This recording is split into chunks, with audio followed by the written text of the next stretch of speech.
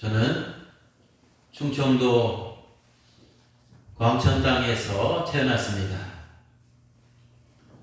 저희가 편지를 쓸 때 저희 집 공식 주소는 충남 홍성군 광천읍 광천극장 앞 오동나무 한집, 이것이 저희 집 공식 주소였습니다.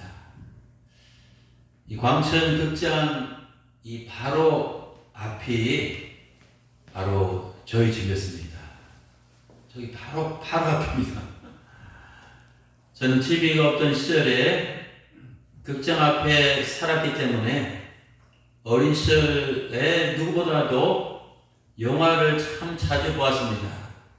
목사가 아니면 영화 감독이 되지 않았을까, 이런 생각을 해봤습니다. 어릴 적에 영화관에 가면 이 본 영화가 시작되기 전에 뭐가 먼저 상영되죠? 예고편. 예고편이 꼭 먼저 상영이 됩니다. 예고편은 무엇입니까? 예고편은 앞으로 개봉될 영화의 맛보기입니다. 예고편을 보면 앞으로 상영될 영화를 보고 싶은 마음이 이제 생기는 것을 보게 됩니다. 오늘은 주님께서 부활하신 날을 기념하는 이 부활절입니다. 주님께서는 성경에 보면 자신이 부활하시기 전에 부활에 대한 예고편을 보여주셨습니다. 부활에 관한 예고편을 한 편만 보여주지 않으시고 무려 4편씩이나 보여주셨습니다. 주님께서 부활의 예고편을 보여주신 장소는 어디였습니까? 첫 번째 장소는 가버나움에 있는 회당장 야이로의 집이었습니다. 12살 된 그의 딸이 갑자기 병들어 죽었습니다. 주님께서는 졸지에 초상을 당한 야이로의 집에 이제 급히 신방을 가셨습니다. 그리고 그 소녀가 누워있는 그 방으로 들어가셨습니다. 우리 주님은 죽은 어린 소녀의 손을 잡으시고 아람어로 달리다고 이라고 말씀하셨습니다. 그 뜻은 소녀야 일어나라는 것입니다. 그 주님의 명령이 떨어지자마자 죽은 소녀가 침상에서 벌떡 일어나 걸었습니다. 또 부활의 두 번째 장소, 예고편 장소는 나인 성문의 입구입니다. 이 나인이란 동네는 가버나움에서 남서쪽으로 약 40km쯤 떨어진 곳에 있는 아주 작은 이 성읍입니다. 주님께서 어느 날 제자들과 함께 그 성으로 들어가시는데 그 성에서 나오는 한 상여 행렬과 마주쳤습니다. 그 성에 사는 한 과부의 아들이 죽어서 시신을 묻으러 가는 중이었습니다. 주님께서는 갑자기 그 상여 행렬을 멈추게 하셨습니다. 또 시신이 누워있는 관으로 다가가셨습니다. 그리고 그 관에다가 손을 딱 대시면서 이렇게 말씀하셨습니다. 청년아, 내가 네게 말하노니 일어나라. 이런 명령이 떨어지자마자 관 속에 있던 시체가 살아서 벌떡 일어나는 놀라운 역사가 일어났습니다. 또 세 번째 장소는 예루살렘에서 그리 멀지 않은 이 베다니 동네에 있는 나사로의 무덤입니다. 2년 전 성리 순례를 갔을 때 그곳에 방문한 적이 있습니다. 저희가 나사로의 무덤 앞입니다. 주님께서도 2000년 전에 나사로의 무덤 앞에 서셨습니다. 그때 슬픔에 흐느끼는 이 상주인 마르다에게 이제 무덤을 막아 놓으니 돌을 옮기라고 주님께서 말씀하셨습니다. 그때 마르다가 이렇게 대답합니다. 주님, 나사로가 죽은 지 벌써 나흘이 되었음에 벌써 이 냄새가 나나이다. 즉 나사로의 시체가 이미 부패하기 시작했다는 것입니다. 그가 다시 살아난다는 것은 이 불가능하다는 뜻입니다. 그때 우리 주님께서 마르다에게 뭐라고 말씀하신지 아십니까? 요한복음 14장 40절입니다. 내가 나의 말을 믿으면, 좀 믿기만 하면 하나님의 영광을 보리라 하지 아니하였느냐. 마리아는 주님의 이 같은 말씀에 순종해서 무덤 입구를 막고 있는 그 돌을 옮겼습니다. 그때 우리 주님께서는 무덤 입구로 성큼성큼 다가가셨습니다. 그리고 무덤을 향해서 큰 소리로 명령하셨습니다. 나사로야, 나오라. 요한복음 11장 43절입니다. 이 주님의 명령이 떨어지자마자 나흘 전에 죽어서 시체가 된 나사로가, 시체 냄새가 나던 나사로가 수의를 입은 채로 배로 손발이 묶인 채로 무덤 속으로부터 걸어 나왔습니다. 또 네 번째 장소는 예루살렘 성 밖입니다. 예수님께서 십자가상에서 운명하실 때 신기한 현상들이 많이 일어났습니다. 성전 휘장이 위로부터 아래까지 둘로 쪼개졌습니다. 또 지축이 흔들리며 바위들이 터지며 쩍쩍이 갈라졌습니다. 그 다음에 무슨 일이 벌어진 줄 아십니까? 무덤들이 열리고, 공동묘지에 있는 무덤들이 열리고, 이미 오래전에 죽었던 많은 성도들이 부활하는 정말 이 기가 막힌 놀라운 사건들이 일어났습니다.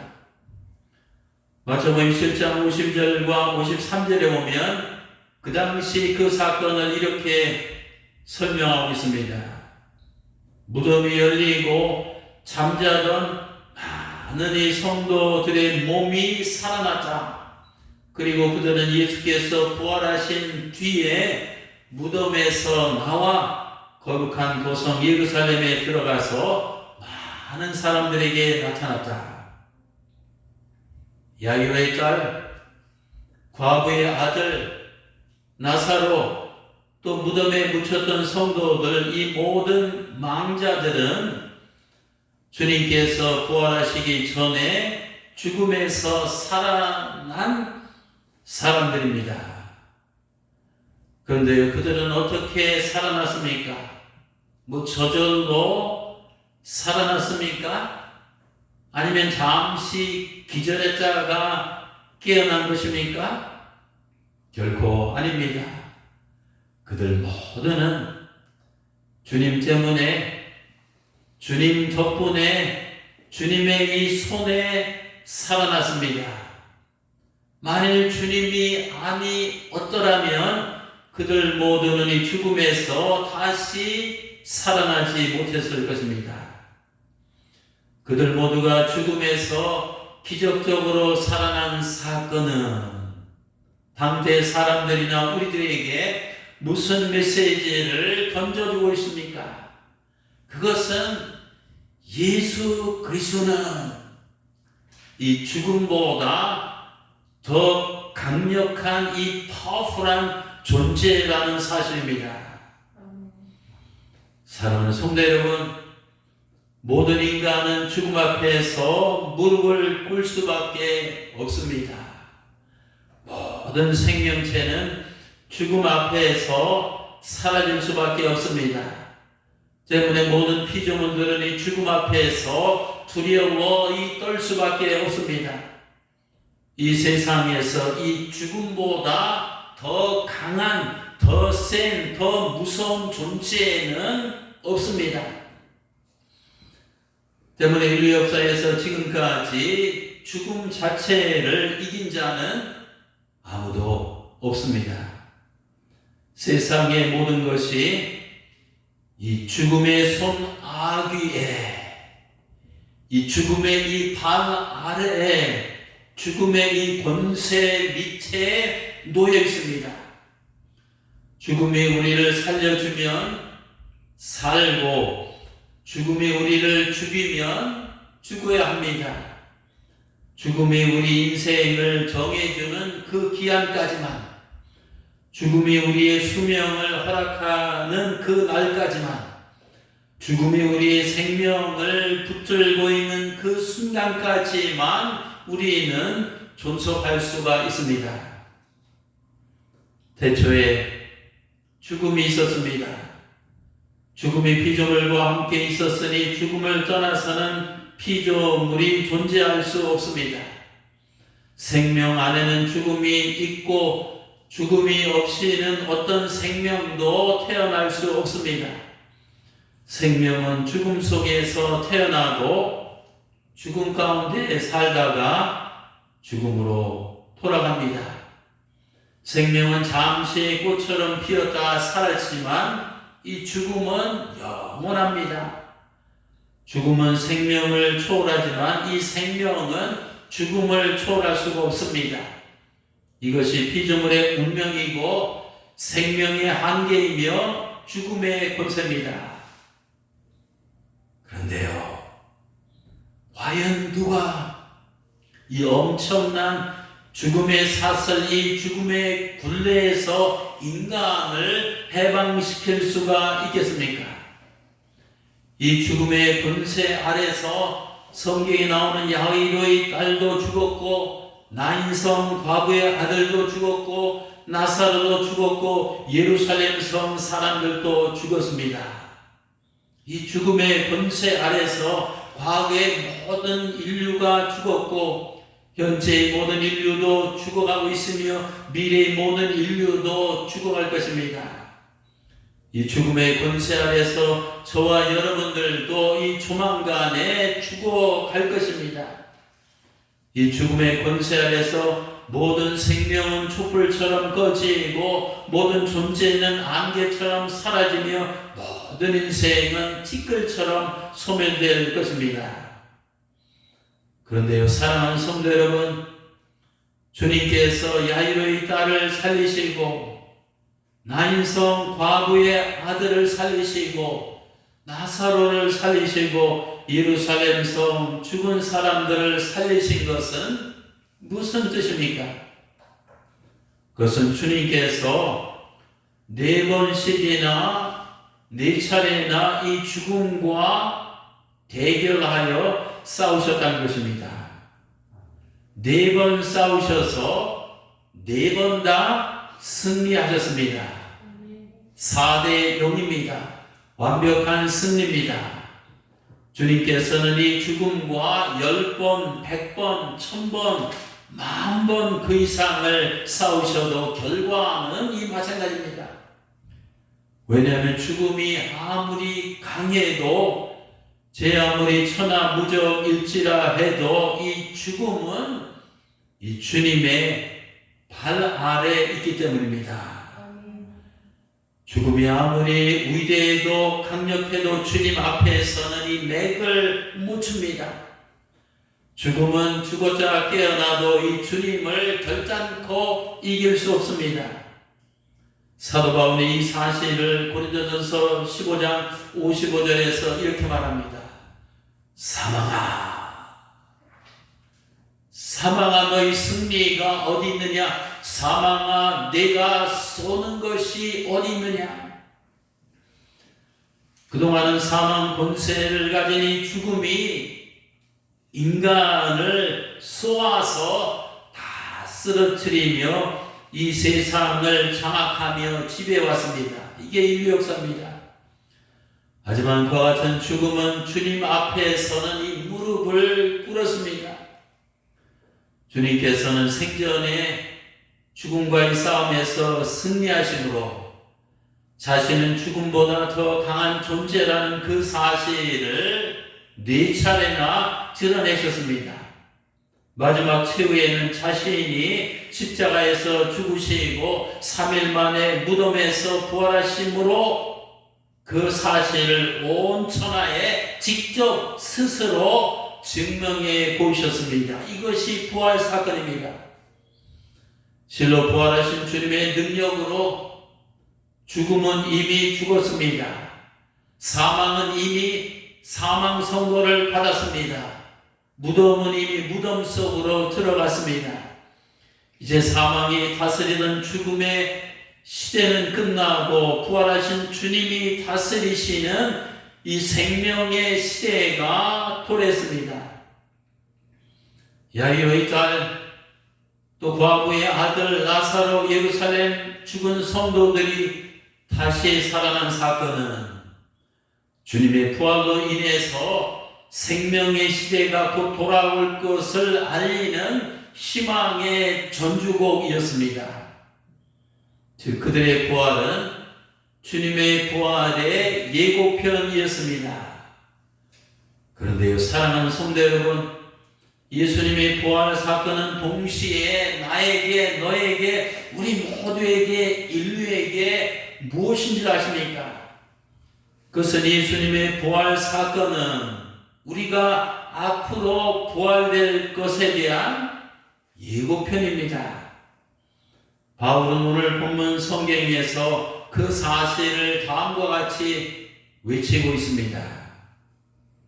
고린도전서 15장 12절에서 15절 말씀입니다. 그리스도께서 죽은 자 가운데서 다시 살아나셨다고 전파되었거늘 너희 중에서 어떤 사람들은 어찌하여 죽은 자 가운데서 부활이 없다 하느냐. 만일 죽은 자의 부활이 없으면 그리스도도 다시 살지 못하였으리라. 그리스도께서 만일 다시 살지 못하셨으면 우리가 전파하는 것도 헛것이요 또 너희 믿음도 헛것이며 또 우리가 하나님의 거짓 증인으로 발견되리니 우리가 하나님의 그리스도를 다시 살리셨다고 증언하였음이니라. 만일 죽은 자가 다시 살아나는 일이 없으면 하나님께서 그리스도를 다시 살리지 아니하였으리라. 여러분, 우리가 왜 매년 이맘때만 되면 이 부활절을 기념하고 기뻐하며 찬양하며 지켜야 합니까? 그것은 주님께서 부활하신 사건은 바로 나의 부활의 예고편이 되기 때문입니다. 우리가 교회를 다니는 궁극적인 이유는 신앙생활을 하는 이 최종적인 목적은 주님께서 부활하신 것처럼 우리도 언젠가는 부활하여서 영원한 하늘나라에 갈 수 있다는 그 소망 때문입니다.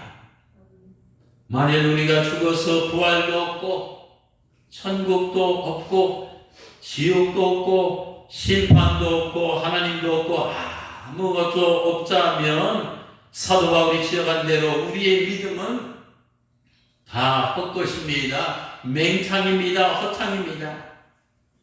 고린도전서 15장 19절입니다. 만일 그리스도 안에서 우리들이 바라는 것이 이 세상에 있는 것들만 해당되는 것이라면 우리는 모든 사람들 가운데서 가장 불쌍한 사람일 것입니다. 성도 여러분, 우리는 결코 불쌍한 존재들이 아닙니다. 왜냐하면 우리는 하늘나라에 대한 소망을 갖고 있기 때문입니다. 우리는 이 땅에서 때로는 가난할 수는 있지만 불쌍하진 않습니다. 때로는 많이 배우지 못했을 수도 있지만 불쌍하진 않습니다. 때로는 건강하지 못할 때도 있지만 불쌍하진 않습니다. 때로는 장애를 가질 수도 있지만 불쌍하진 않습니다. 또 남들처럼 크게 성공과 출세를 못할 수도 있지만 불쌍하지는 않습니다. 우리 창조주 하나님께서 보실 때 영원한 시각에서 이 조망해 보면 누가 이 땅에서 가장 불행하고 가장 불쌍한 이 사람들입니까? 그들은 아직도 부활의 주님을 만나지 못한 사람들입니다. 그들은 아직도 이 내세의 소망이 없는 사람들입니다. 그들은 아직도 영원한 이 생명이 없는 사람들입니다. 그들은 아직도 이 돌아갈 이 천국 본향이 없는 사람들입니다. 신앙생활하는 우리가 바라는 것은 그저 눈에 보이는 세상에 속한 것들이 아닙니다. 눈에 보이지 않지만 눈에 보이는 것들보다 영원한 가치가 있는 이 하늘나라에 속한 것들입니다. 바울은 고린도후서 4장 18절과 5장 1, 2절에서 이렇게 말합니다. 우리가 주목하는 것은 보이는 것이 아니요 보이지 않는 것이니 보이는 것은 잠깐이지만 보이지 않는 것은 영원합니다. 만일 우리가 땅에 있는 우리의 장막집이 무너지면 하나님께서 지으신 집 곧 손으로 지은 것이 아니요 하늘에 있는 영원한 집이 우리에게 있는 줄을 아느니라. 참으로 우리가 여기서 탄식하며 하늘로부터 오는 우리의 처소를 덧입기를 간절히 사모하노라. 사랑하는 성도 여러분, 우리 마음은 현재 무엇을 사모하며 살고 계십니까? 우리의 이 머리는 항상 무엇으로 가득 차 있습니까? 또 우리의 손은 지금 항상 무엇을 우리의 눈은 바라보고 있습니까? 또 우리의 손은 매 순간마다 무엇을 움켜쥐려고 하고 있습니까? 또 우리의 발걸음은 날마다 어디로 향하고 있습니까? 바울은 성도들에게 고린도서에서 3장 1절 2절에서 이렇게 권면하고 있습니다. 그러므로 너희가 그리스도와 함께 다시 살리심을 받았으면 그와 함께 부활했으면 위의 것을 찾으라. 거기는 그리스도께서 하나님의 우편에 앉아 계시니라. 위의 것을 생각하고 땅의 것을 생각하지 말라. 부활하신 그리스도와 함께 다시 살리심을 받은 성도들은 이제는 땅의 것이 아니라 위의 것을 찾으며 살아가야 됩니다. 비록 이 땅에서의 삶이 때로는 힘들지라도 낭망하지 말고 하늘나라를 바라보며 소망을 갖고 사시기 바랍니다. 땅의 것으로 행복을 얻으려고 하지 마시고 위의 것으로 만족을 누리시다. 땅의 것들을 자랑하지 말고 위의 것들을 자랑하며 삽시다. 이 땅의 것들을 의지하지 말고 위의 것들을 의지하며 삽시다. 또 땅의 것을 목말라 하지 말고 위의 것을 목말라 합시다. 땅의 것들에 목숨을 걸지 말고 위의 것에 생명을 겁시다. 위의 것을 찾는 삶은 땅에 있는 세상의 영광을 위해서 살지 아니하고 하늘에 있는 하나님의 영광을 위해서 살아가는 삶입니다. 부활하신 주님을 만난 성도들은 이렇게 살다가 하늘나라 본향으로 돌아갔습니다. 부활하신 주님을 만난 우리들도 이렇게 살다가 영광의 하늘나라로 올라갑시다. 사랑하는 성도 여러분, 지금 우리 앞에는 여전히 넘어야 할 시련의 산이 있습니다. 건너야 할 역경의 강이 있습니다. 통과해야 할 이 고난의 광야가 있습니다. 어제도 힘들어서 죽고 싶은 삶을 살았습니까? 오늘도 괴로워서 죽지 못해 사는 삶을 살고 있습니까? 내일도 두려워서 죽을 것 같은 삶을 살 것 같습니까? 그렇다면 벌하신 능력의 주님을 의지하고 위의 것을 바라보면서 땅의 것들을 극복하며 나갑시다. 벌하신 주님을 만난 자에게는 주님의 능력이 내 능력이 되고 주님의 생명이 내 생명이 되고 주님의 승리가 내 승리가 될 것입니다. 벌하신 주님의 권능으로 죽어가는 여러분의 영혼과 이 가정과 자녀들과 사업과 인생이 다시 한번 살아나시기를 주님의 이름으로 축원합니다. 기도하시겠습니다.